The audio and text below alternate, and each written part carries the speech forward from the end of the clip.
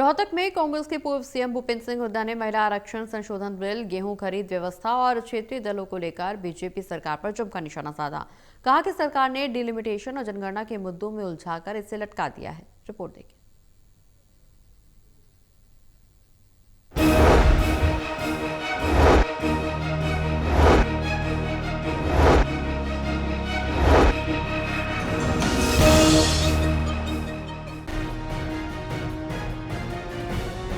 रोहतक में कांग्रेस के पूर्व मुख्यमंत्री भूपेंद्र सिंह हुड्डा ने अपने आवास पर आयोजित प्रेस वार्ता में महिला आरक्षण संशोधन बिल, गेहूं खरीद व्यवस्था और क्षेत्रीय दलों को लेकर बीजेपी सरकार पर जमकर निशाना साधा। कहा कि महिला आरक्षण बिल वर्ष 2023 में ही पारित हो चुका था और इसे 2024 में लागू किया जाना चाहिए था, लेकिन सरकार ने डिलिमिटेशन और जनगणना के मुद्दे में उलझाकर इसे लटका दिया। उन्होंने आरोप लगाया कि सरकार की मंशा स्पष्ट नहीं थी और जानबूझकर प्रक्रिया को जटिल बनाया गया। वहीं गेहूं खरीद को लेकर पूर्व मुख्यमंत्री भूपेंद्र सिंह हुड्डा ने कहा कि प्रदेश की मंडियों में अव्यवस्था का आलम है। किसानों को न तो पर्याप्त जगह मिल रही है और न ही समय पर भुगतान हो रहा है। सरकार ने 72 घंटे में भुगतान का वादा किया था, लेकिन कई जगह 8 से 10 दिन तक भुगतान नहीं हुआ। बारदाने की कमी, धीमी लिफ्टिंग और पोर्टल सिस्टम की जटिलताओं के कारण किसान परेशान है। बिल तो पहले पास हो गया था 2023 में, 24 में लागू कर देना चाहिए था। अब कोई जिस प्रकार से डिलिमिटेशन और सब का मामला उलझाया, इस वास्ते गिर गया। वो सिर्फ आरोप लगा रहे हैं विपक्ष पे कि इन्होंने पास नहीं हुआ कि महिला आरक्षण 2023 में पास हो गया। महिला आरक्षण का सवाल नहीं था, सवाल ये था जो और चीज रहा है, डिलिमिटेशन है, सेंसस है। 2023 में भी तो कह सकते थे 2011 की सेंसस में होगा, 24 में इलेक्शन।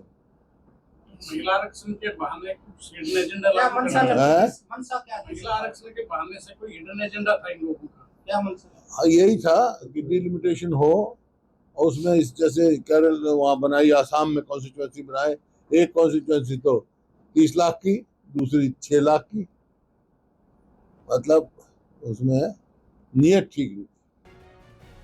हुड्डा ने हाल ही में हुई बारिश से फसल को हुए नुकसान का मुद्दा उठाते हुए कहा कि सरकार किसानों को कोई मुआवजा नहीं दे रही, जबकि राजस्थान सरकार ने बोनस देने की घोषणा की है। उन्होंने कृषि मंत्री के बयान पर भी सवाल उठाते हुए कहा कि संवेदनशील मुद्दों पर जिम्मेदारी से बयान देना चाहिए।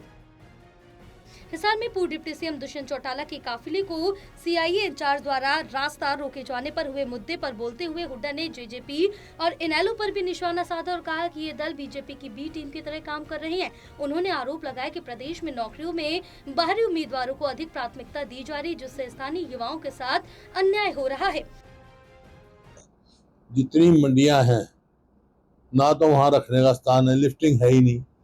कई जगह बारदाना नहीं है, कई जगह लिफ्टिंग नहीं है, मतलब 20% भी लिफ्टिंग नहीं हुई। जब मंडी में तो ताला लगा दिया। और इसी वास्ते जो किसान को जो है ना तो एमएसपी मिल रहा, जबकि वायदा ये था कि हम 72 घंटे के अंदर अंदर पेमेंट कर देंगे। 8 दिन हो गए, कहीं 10 दिन हो गए, कोई मतलब ही नहीं।